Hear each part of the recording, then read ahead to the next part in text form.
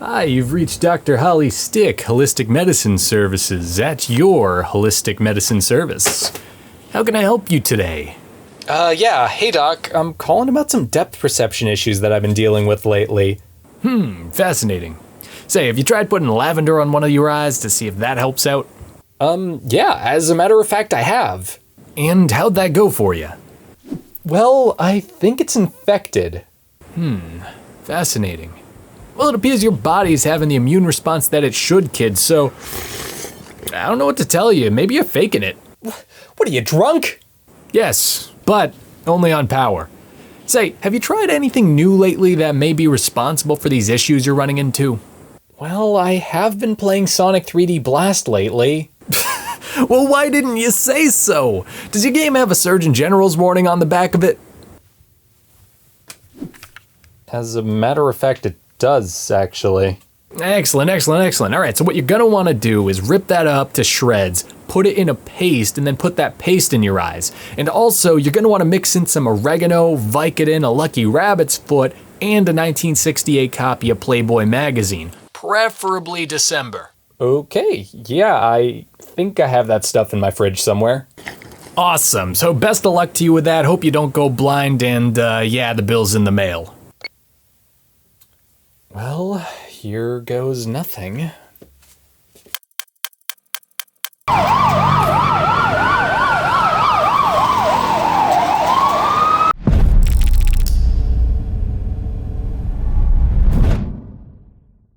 Have you ever wondered what it's like to live on the edge? Well, here's Sonic 3D Blast. Released for the Sega Genesis, Sega Saturn, and PC in 1996, Sonic 3D Blast is one of Sega's earlier attempts at transitioning their blue mascot into the third dimension. The game, which is known as Sonic 3D Flickies Island outside of the US, is known for featuring pre-rendered graphics and an isometric perspective, and revolves around its titular hedgehog trying to rescue these birds named Flickies from the evil Dr. Robotnik. Developed by Traveler's Tales, the game proved to be a middling experience for gamers who struggled with navigating Sonic through each of its levels due to slippery controls and depth perception issues. Though the game did manage to snag a few positive reviews from the likes of Entertainment Weekly and Sega Saturn magazine. Sonic 3D Blast's Genesis version would even go on to receive what's essentially a ROM hack from its lead programmer, John Burton, just 20 years after its release. This version of the game, which is known as its director's cut, features tweaked controls and mechanics, and is, for the most part, the definitive way to play the game these days, though I won't be covering it in this review. I actually grew up playing Sonic 3D Blast via its PC release as a kid, which is just a port of the Sega Saturn version of the game. And you know, for the most part, I actually remember enjoying my time with the game. I mean, yeah, I was 4 or 5 years old, I didn't really know better, and I was playing the game on a frickin' keyboard for God's sake, so it couldn't have been that good, but I don't know, I just thought it was fun, honestly. But does it hold up? Yes, because it's Y2K compatible and quite literally designed to hold up past the year 2000. But in all seriousness, while my nostalgia for this game is all good and fun, that doesn't necessarily mean that it's a good game. In fact, as I said earlier, the game was received somewhat divisively by critics at the time, and it's seldom praised by newcomers too, for that matter. That said, I'm looking forward to giving this game an honest shot today, as for all we know, it may yield a couple of surprises and be worth some good simple fun. For what it's worth though, even though I grew up with this game's PC release, I'll almost exclusively be focusing on the Genesis version since it's the best known one. At any rate, the three versions of Sonic 3D Blast are really similar to each other, save for some aesthetic differences that I'll briefly touch upon during my review. Before we continue though, a quick question of the day. What's one of your favorite experiences with a video game that you've ever had? Whether it's a game that really connected with you for one reason or another, a funny story from a time you played a game, or just a game that has some kind of sentimental value to you, what's a memory that you associate with the game you've played? Be sure to leave your answer to the question of the day over in the comments. I'd love to hear your answer. And if you're new here and are enjoying what you see so far, feel free to subscribe to the channel and stuff so that you can check out all the other videos I'll be putting out in the future. And with that out of the way, on with the video. In a break from the Sonic franchise's time-tested formula of simply getting to the end of a stage and encountering Dr. Robotnik for a boss battle, Sonic 3D Blast tries to take things to the next level by introducing elements that are reminiscent of a collectathon and an isometric perspective. To clear each of the game's stages, you'll need to find and rescue several Flickies from the badniks that they're imprisoned within and deposit them into a ring for that specific area. Essentially, Sonic 3D Blast's gameplay loop can best be described as find bird, make bucket. Boom shakalaka! After rescuing all the Flickies from their respective area, you'll then be able to travel to the next part of the stage, do it all again, and eventually complete the level and get to encounter Robotnik. On the surface, there's nothing particularly wrong with the game's chosen structure. It's relatively simple to figure out on your own, and the enemies are usually placed in obvious enough areas that makes doing this kind of feel organic. Plus, the idea itself wasn't entirely unheard of within the Sonic franchise at the time. After all, we as an audience were pretty used to watching Sonic save animals in levels from his other games, and Sonic CD even introduced the idea of allowing us to explore stages to rescue animals and unlock that game's good ending. It certainly isn't perfect though, and could have used some work, as you need to shepherd your Flickies to a giant ring in order to get into the next area. This can prove to be frustrating because you can actually lose your Flickies by getting hit by enemies and need to run around and pick them up again, which in itself can lead to unnecessary backtracking if you forget to retrieve one of them until you've already made it halfway across the map. It's also kinda lame that it's suddenly a requirement to rescue animals to beat the stages at all, and it doesn't necessarily fit in with the blueprint of what people are looking for in a Sonic game. I swear I've heard that somewhere before. Again, there's nothing wrong with the idea of searching for Flickies on the surface, and it's actually pretty fun to do so once you get the hang of it. It's just the players expecting a physics-based platformer that's built around Sonic's most well-known trait of are probably gonna get a bit thrown off by the sudden inclusion of a pseudo Easter egg hunt in their platformer. Which is another thing. For a game that's supposed to be one of Sonic's earlier 3D platformers, there isn't all that much actual platforming here. I mean, it's definitely there, but for a game that boldly advertises that it's in 3D, it's decidedly horizontal. Levels are just kinda flat outside of featuring some inclines to run up and down, and while that sort of level design actually works in favor of what the game is trying to accomplish, it stands in stark contrast to the sort of vertical level designs that a ton of the best Sonic stages are known for. And yeah, like that's probably for the best at the end of the day, but there's no denying how noticeable a shift in design philosophy it is. There's a lack of physics-based platforming on display here that sticks out like a sore thumb, thanks to that being one of the franchise's best-known assets.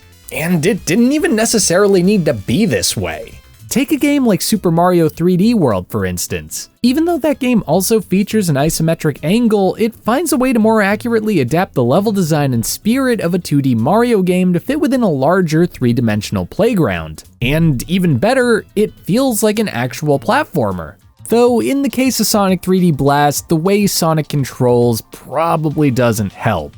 He just feels like he's stuck trying to break in a pair of new Chuck Taylors with how slippery he is. Let's put it like this, for a character that's best known for being a nimble and well-coordinated runner, Sonic kinda controls like he's stuck in a bad infomercial or something. And I should know a thing or two about that because, you know, actually, it'd be better if I just showed you.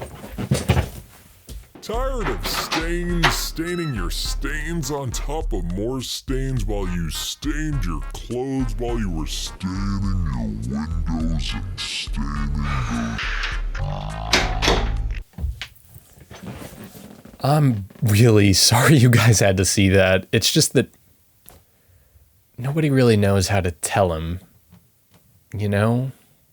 While Sonic's never been one to start and stop on a dime in his games thanks to, you know, physics, he feels borderline uncontrollable at points in this game. Picking up any speed at all will basically force you to taper off the D-pad to slow down before you collide with a wall or enemy, and Sonic generally moves like he's running on ice in this game. There were moments where I was basically hugging the wall due to how slippery and imprecise Sonic's movement feels, and I can only assume that this somewhat factored into the game's level designs and general decision to shy away from featuring more traditional platforming. But these issues pale in comparison to Sonic 3D Blast's biggest problem, which permeates through every other issue that I had with the game.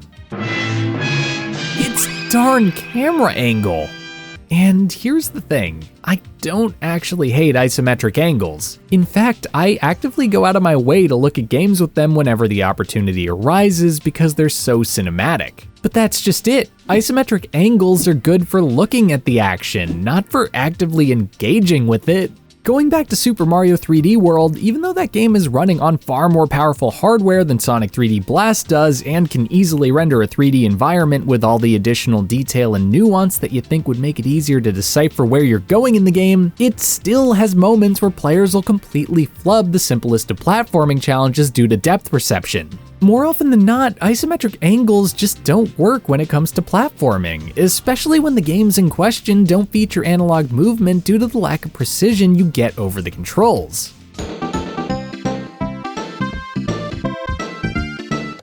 Hello? What do you mean Super Mario 3D World only has 8-directional movement? Whatever, my point still stands. Sonic 3D Blast's worst aspect is its camera placement.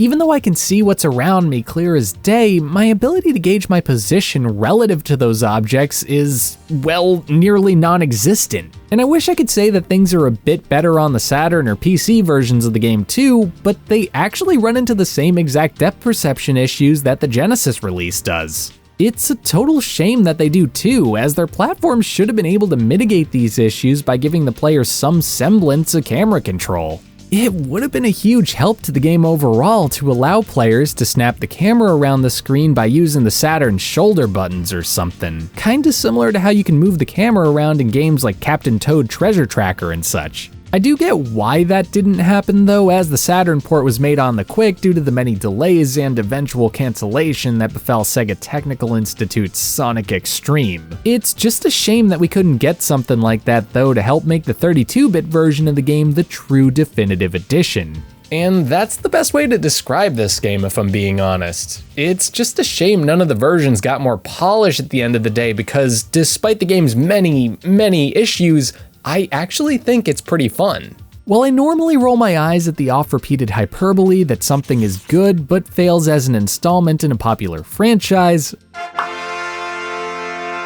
I can't help but feel like that statement applies to Sonic 3D Blast fairly well. The game's certainly flawed and doesn't really make good on its premise of being Sonic in 3D, but I also feel like there's a lot to enjoy here. For starters, Sonic's spin dash is actually a ton of fun to use in the game. While the same holds true for his spin dash in other games, the move actually feels like it has more utility here due to it being one of the more reliable ways of attacking enemies to free Flickies. It's just strangely satisfying to charge up your spin dash and line up a shot with an enemy. It kinda reminds me of shooting pool, only with a hedgehog being launched with the propulsive strength of cannon fire and a killer robot that lacks the foresight to get out of his way. But otherwise, just totally birds of a feather. There are some other things that I liked about this game too, such as its solid frame rate and the inclusion of shields, which include a precursor to Sonic's homing attack known as the blast attack here. It also has these bonus stages that are, they're fine. They honestly aren't anything to write home about, but it is pretty cool to control Sonic from behind on the Genesis version. As for the Saturn and PC special stages, they're just a riff on Sonic 2's half-pipe bonus stage, only with some pretty sweet polygonal graphics, and on the PC, a pretty pitiful draw distance that makes it a complete chore to play through.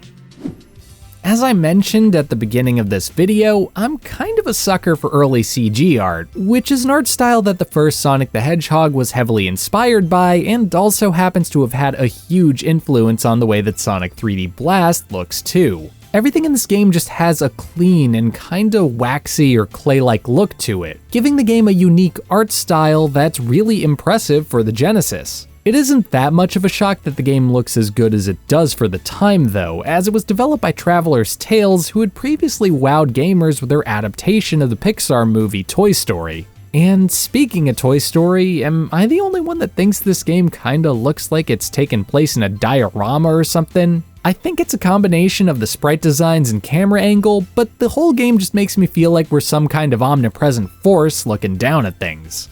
That could just be me, though. Hey. Hey, you. Listen here, okay? You think you're so much better than Raekwon just because he's stuck on an infomercial? You're worse. You are literally content on the internet. You're a bunch of ones and zeros that people mindlessly watch and consume.